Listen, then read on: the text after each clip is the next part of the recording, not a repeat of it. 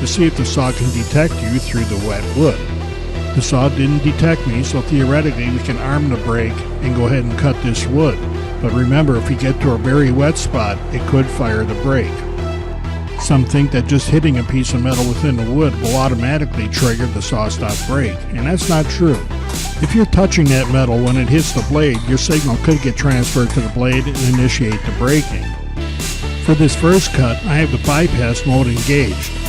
Because I'm not touching part of the nail, we can cut right through it, and the bypass mode doesn't detect anything.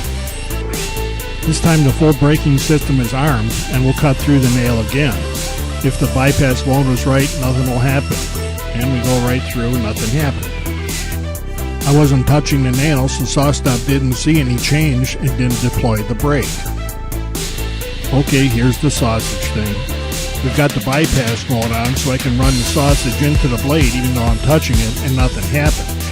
And the lights are flashing on the switch box showing me if there was a detection. Now, real time with the full system armed. As soon as the blade touches the sausage, the blade's gone. Notice that the sausage moves just as the blade drops out of sight. That little bit of contact is all it took. This time I'll wash the cartridge from underneath the table. It's amazing how quickly this happens and it's all done. Now in slow motion, watch for the flash. That's about 1500 amps of electric vaporizing and restraining wire in 20 microseconds to release the spring. It's just flat amazing to me that they can make all of this happen in such a short time. You can see where we cut this sausage in bypass mode, but can't even find a nick where the blade touched it and deployed the brake.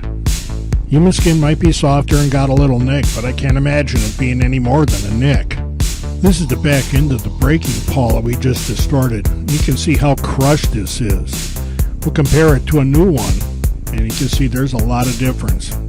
This took a lot of impact.